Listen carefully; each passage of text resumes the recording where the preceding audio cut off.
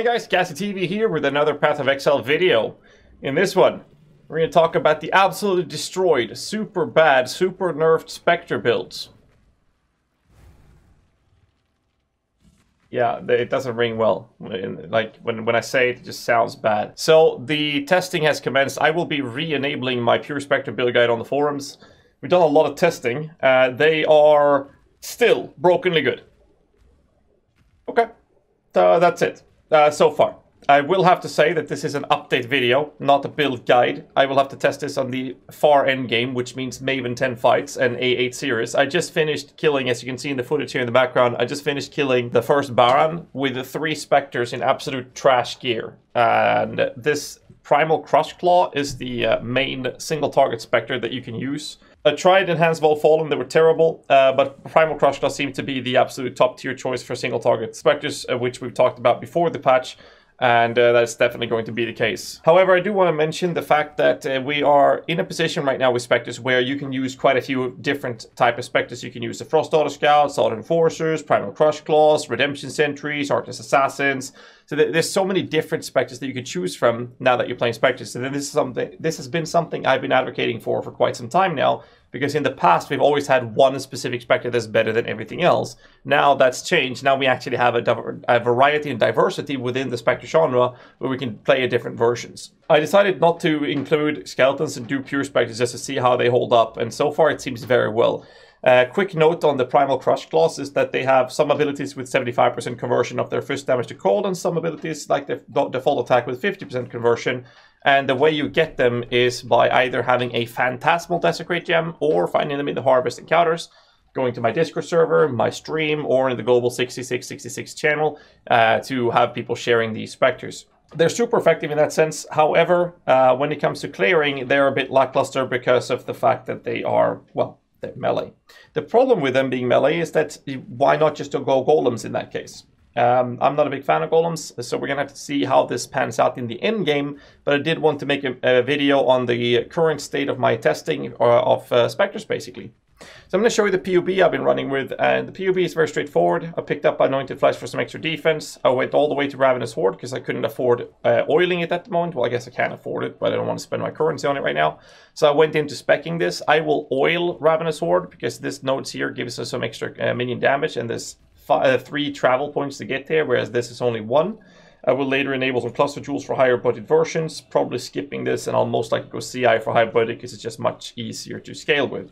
And in this node here will be for a Fortress Covenant jewel. But yeah, this is the tree I've been using. I show you the tree in game to see because I am level 83 right now. I started going into cluster, but I haven't enabled it yet. Spect Ravenous Horde, Spect Death Attunement, Spect Avatar Fire, which I'll explain in a bit.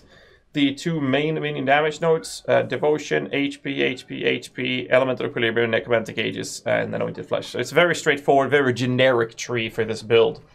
The reason we're using Avatar Fire is, as I mentioned, most of the Spectres I listed or noted in here in the video, except for Artless Assassin, have a conversion into cold, whereas Artless Assassins has a baseline fist damage with a 75% conversion into fire, where you're still benefiting the most from using Grip of the Council and Hatred because they have physical damage, so you can get physical as extra cold, meaning that we still want to apply EE. Now, all of those Spectres, except for Artless Assassins, will want to spec to Avatar Fire, and the reason we do so is because no matter what spell we're doing, we're going to proc Elemental Equilibrium with fire damage. Now, for this Spectre I noted, you could use lightning damage for EE, so just use your Stormbrand.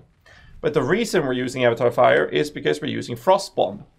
Now, Frostbomb deals cold damage, which is not something we want to do, but no matter what type of damage Frostbomb is dealing, it applies cold exposure, which drags down the enemy resistances to cold by another 25%. So with Avatar Fire, we gain free 25% reduction of cold resistance versus bosses because we're doing fire damage, but still applying cold exposure. So it's a pretty neat trick. So yeah, that's basically the update I have for you right now with Spectres. It has hurt the casual and beginner players more than anything with these nerfs, but it's really not been a really hard change.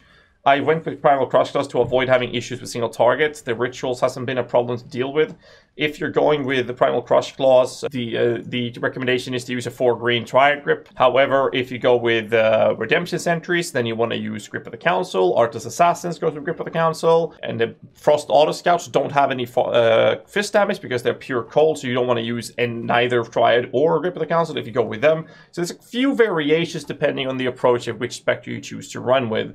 But this is the strategy I'm going with, which is basically the original approach with this build that Syndicate Operatives were using, but we're changing that into Primal Crushclaw, and the biggest nerf was hit on their clear speed efficiency. I do want to mention though that the setup I'm using for Spectres right now is minion damage, melee physical, minion speed with melee splash, as well as feeding frenzy, which has made them pretty alright in clearing. It's been pretty smooth. And for single target, I'm actually switching 3 gems right now. And the reason I'm using minion speed instead of melee damage on damage on full life is because I don't really trust them to have full HP till I get better investment in the character. So the 3 gem swaps is obviously changing the minion speed, melee splash, and feeding frenzy for multi-strike, predator, and damage on full life. And so far it's just been shitting on any single target boss fight, and it's been very, very comfortable to play. But if you want to see this build continue its testing on live on stream, you can check it out on my live stream. Everything is linked in the descriptions below. Hit the like button and subscribe for more content, and let me know what you guys think about the Spectres in the current state of the game. Till next time, stay safe and keep rocking.